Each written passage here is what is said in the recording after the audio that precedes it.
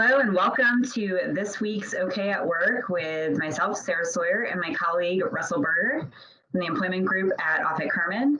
So this week we're going to be talking about independent contractors and classification.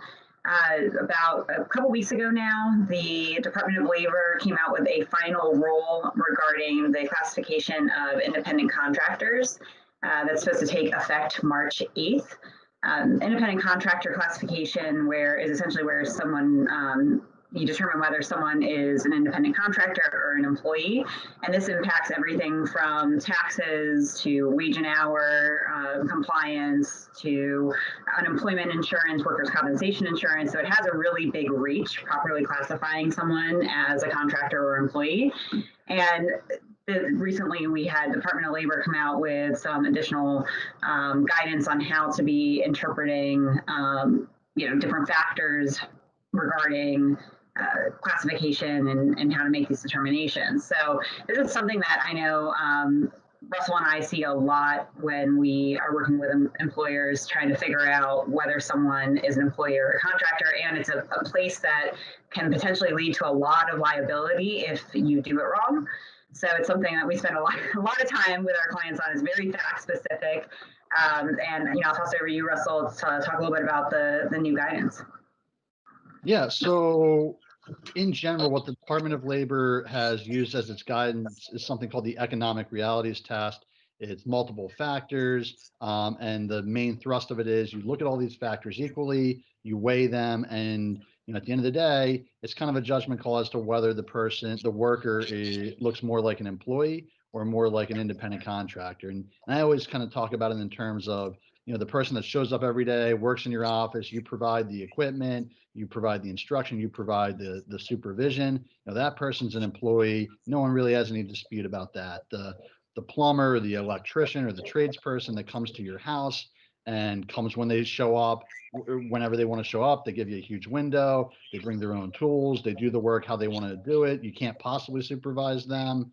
That's pretty clearly an independent contract. They send you a bill, you don't pay them by the hour, through a salary, you get a bill and you pay it.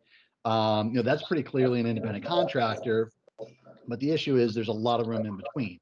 And so the guidance that exists currently tries to address that through a multiple factor analysis. What the final rule does is it narrows that analysis to a couple of the factors and gives them more prominence. So it doesn't wholesale replace what we've been doing, but it shifts the focus a little bit. However, I don't know that it makes a whole lot of sense to get too in the weeds on that because that's from the Trump Department of Labor. We've already heard from President-elect Biden's staff saying that it's pretty likely they're going to freeze that rule and it's not going to be put into place. And as you might imagine, the Trump DOL's rule is more employer business owner friendly. So it makes it easier to classify workers as independent contractors. Whereas what we the indications we've gotten from the Biden administration or the future Biden administration members is that it's going to be shifting the opposite direction. It's going to make it harder to classify workers as independent contractor, and they're going to, at least the speculation is, they may adopt something called the ABC test, which makes it really hard to classify someone as an independent contractor unless they're truly like that tradesperson or someone obviously independent. Which, from some perspective, as lawyers, that test is probably easier to administer because the business owner loses in most situations, which isn't great, isn't necessarily the greatest policy.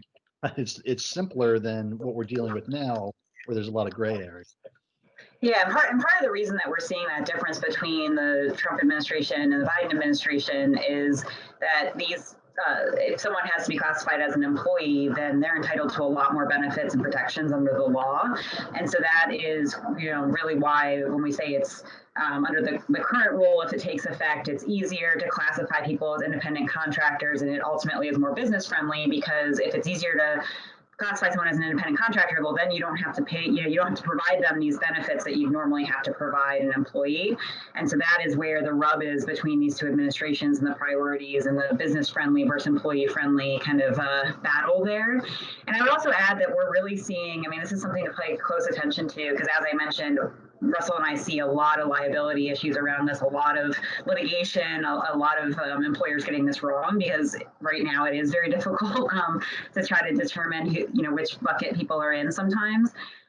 But it's really going forward, we're going to see more and more of this, because as the workforce changes and we see more gig economy workers, and the workplace just is looking more and more different every day, right? So I think we'll see a lot more state action on this stuff as well. We're already seeing that in California with some of the battles that have been going on with Uber and other type of gig economy companies. So it's definitely something to keep an eye on as an employer, not only this year but years to come, because it's definitely the landscape's going to be changing on a state level as well. So this is one of those areas of law where you got to check a lot of places and check a lot of boxes before you make your decision. Well, yeah, and especially because it is so fact specific too. I mean, there's no one size fits all answer as of now. And frankly, we see it in the context of overtime obligations, and where a business classifies someone as an independent contractor. They file a lawsuit and claim that they were really an employee, and because they were just paid as an independent contractor, they weren't properly paid overtime. That's where we see a lot of the exposure, at least on the wage side.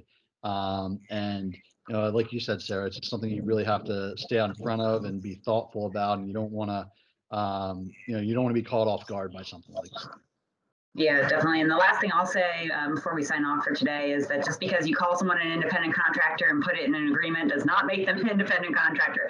That is something that I think is rule number one. That is also a huge misconception. Well, I have an independent contractor agreement, and they know they're an independent contractor, and they're an independent contractor. So it's really not that simple, and really have to dig in deeper, as is the case with many things in law and in our practice. So, stay tuned for the developments moving forward, and definitely something to pay close attention to. Yeah, that's a great point, because no matter what test ultimately applies, that's still the case. You can't just call it whatever you want. You still got to satisfy some test. If it looks like a duck and quacks like a duck, it's probably a duck. So got to keep that in mind. Well, thank you, Russell, and we'll see everybody next time. Thanks, Sarah.